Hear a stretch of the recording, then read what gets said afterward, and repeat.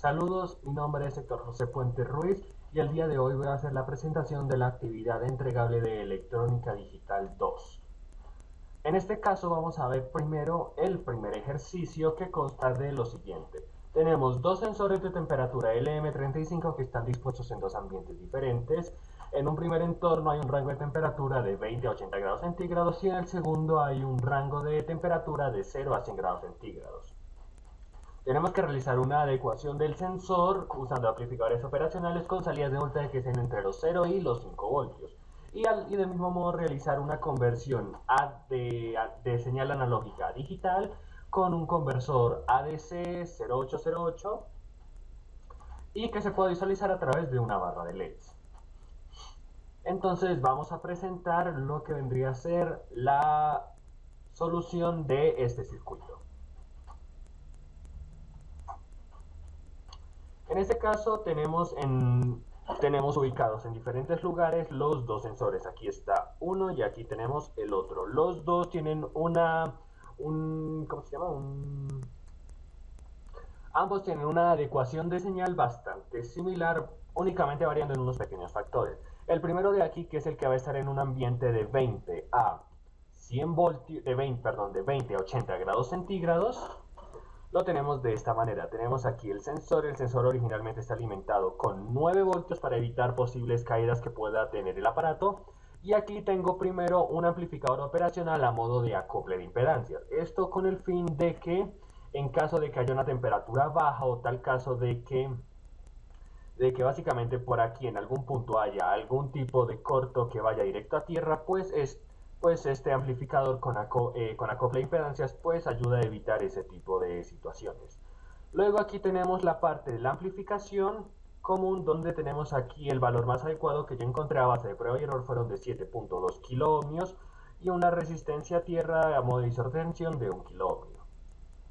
Y luego aquí tenemos también un comparador, un amplificador operacional a modo de comparador. Cabe aclarar de que los tres amplificadores están alimentados de 9 y menos 9 voltios respectivamente para las posibles caídas que pueda haber en las resistencias o internamente en el mismo amplificador. De modo que aquí también tengo una fuente comparadora que es de más o menos 1.7 voltios aproximadamente, que es el valor más óptimo que encontré para que pueda hacer la comparación y me dé un valor aproximado de lo que vendría a ser la salida.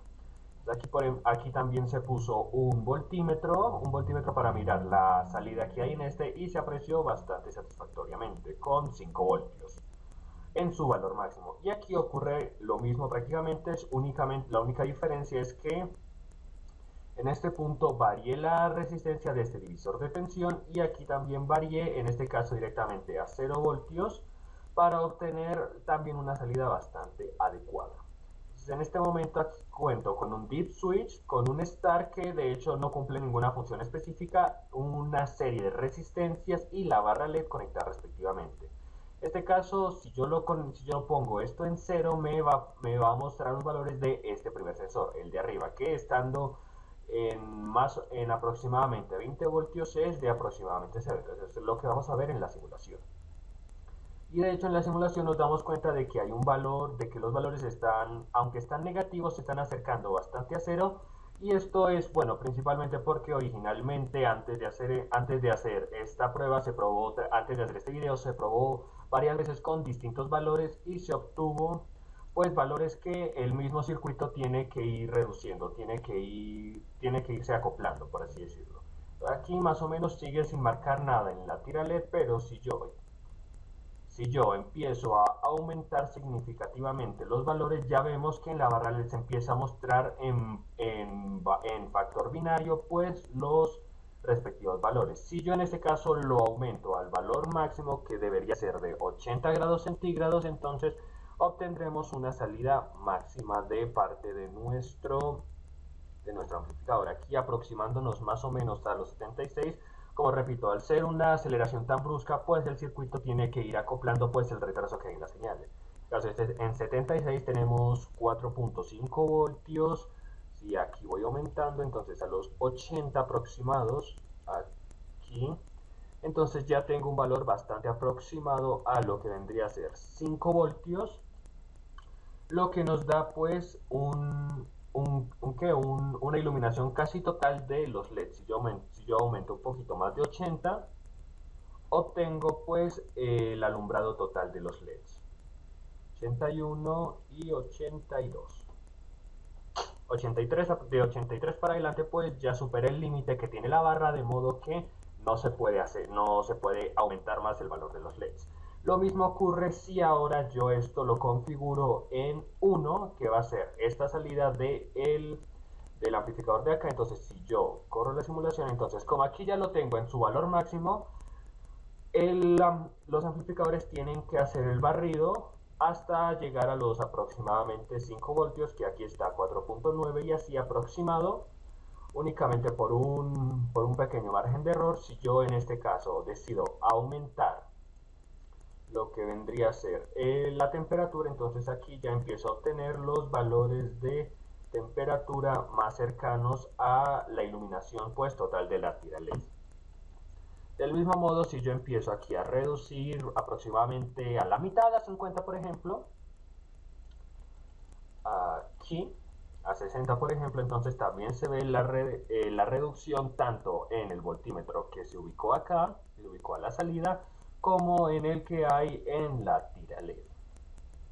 Si acaso lo voy a dejar así un poquito ahí que se vea, aquí sigo minimizando y se ve como también se minimiza el valor en términos de código binario que se presenta aquí. Si se hiciese la conversión a binario de las tiras LED, en este caso siendo el LED número 1 nuestro bit de mayor significancia y el LED 8 el de menor significancia, pues obtenemos pues el valor aproximado de el valor en bits, de modo que nos daríamos cuenta de que sí se está reduciendo el valor con respecto a la temperatura. Este es el primer ejercicio de la actividad. Vamos a pasar a la segunda. Finalmente pasamos a la última parte del ejercicio, que por cuestiones de tiempo vamos a tratar de resolver de la forma más rápida posible.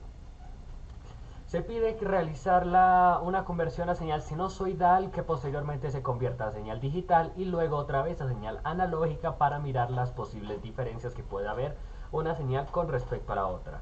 En este caso aquí se aprecia la primera conversión que se hizo en la parte de análogo digital, donde las ads se pusieron directamente a tierra para poder utilizar únicamente esta entrada.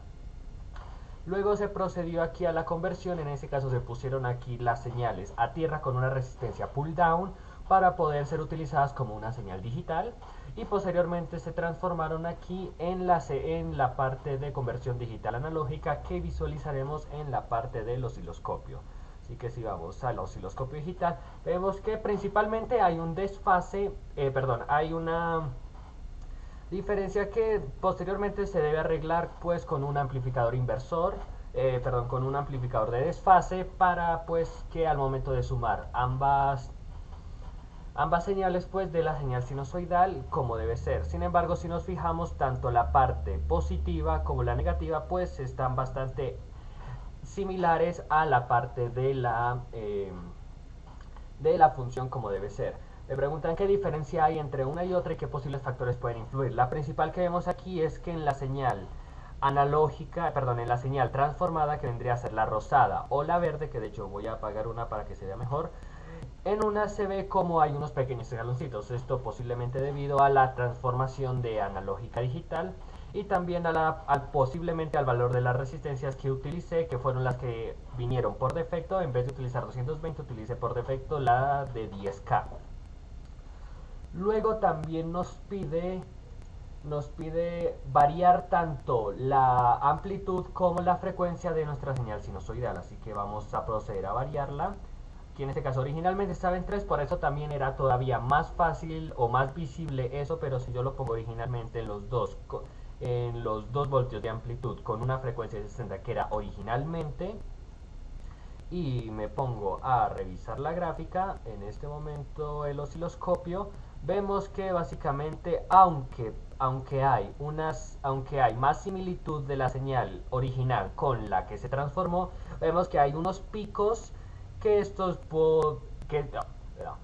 que estos pueden estar ahí debido posiblemente a la interferencia o al valor de las resistencias, repito, que puede haber en la conversión de analógico a digital.